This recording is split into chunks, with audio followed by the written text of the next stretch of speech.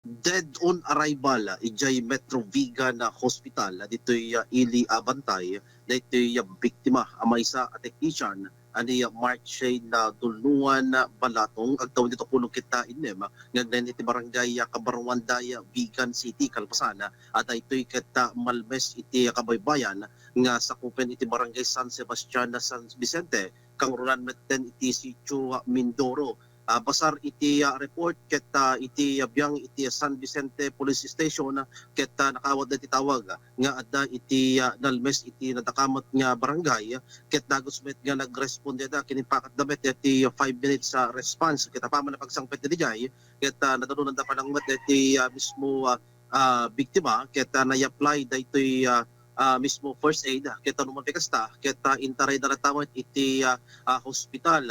Kita kastoy man iti panagsarita iti investigador iti mismo San Vicente Police Station nga ni Police Corporal Omar Sumagida.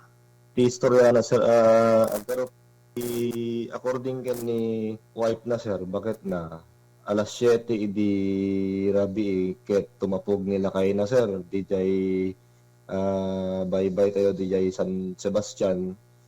Tapos pakalipas ti may isa nga oras kano sir, adda nangnig na nga nagpukpuk na odya dayo sir.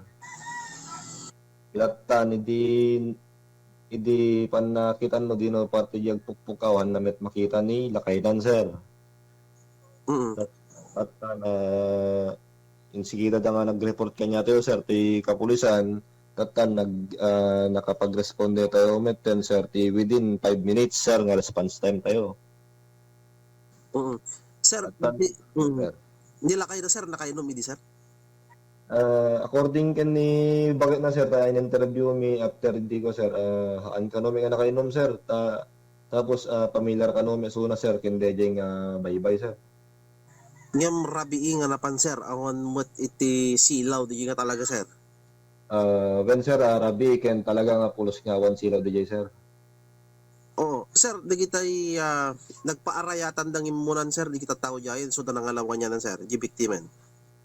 When sir, bale team mo nang nangaraya kanya do sir, dagiti Fisher Fox sa DJ sir, ken dagi jay nakabase nga police DJ MT San Sebastian sir.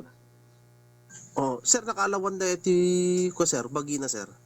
Dito'y kuha na lang sir, manipod iti shoreline tayo sir, more or less 100 meters sir nga nakaidda yan ti medyo adayo nga parte sir. So no 100 meters sir, talaga nga naulig di dyan sir. Ko sir, bale more or less 100 meters from shoreline sir, nakaidda halos pag-lansa-lansa di ayan nan sir eh. Naiyano siguro sir. Ay, naiyano din sir. So, kaya nasawin sir, dahil oras nga nagpaarayat so na orasan na so talaga katimpaw so sir. 1 minute sir, bale no tantansyahan tayo sir, mga less than an hour day from nag-report so na idi nakita sir.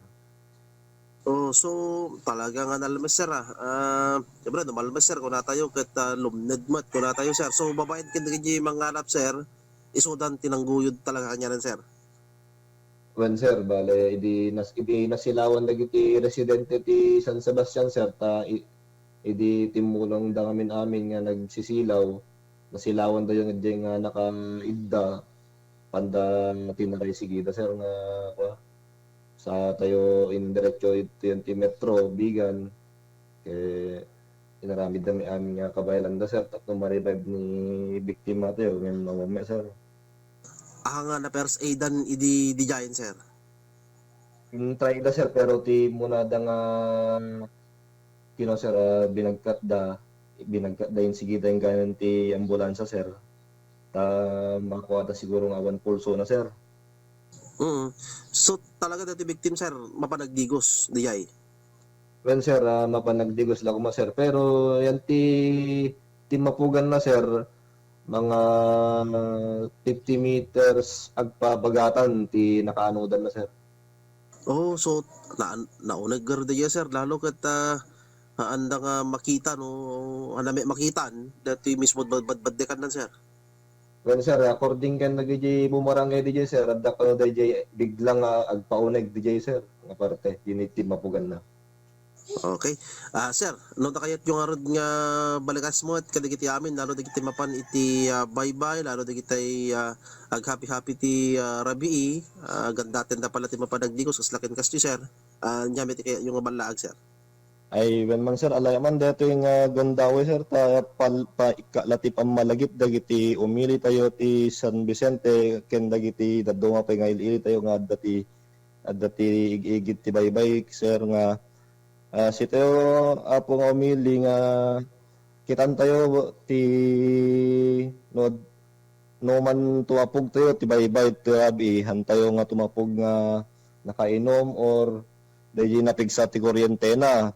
No may dagiti dati anak na nga daigid baybay kitan tayo basi apo ti anan na tayo tan tayo nga liwliwayan kay na adaman na pasama nga kastoy dito iili tayo nga San Vicenten kitan tayo kumata pa hantayo unay nga agpapa tenga when no mo tayo nga napigsa kuryente na hantayo nga tumapog basiten i-safety first tayo ti bagbagi tayo apo. Kamaudyanan na namuan nga iti kabaybayan iti mismo San Vicente nga kasjay nga kadawel luman pikasta ket agtuloy lat at investigasyon iti biyang iti kapulusan kay naigan iti panakalmes ti biktima nga ni Mark Shane Balatong.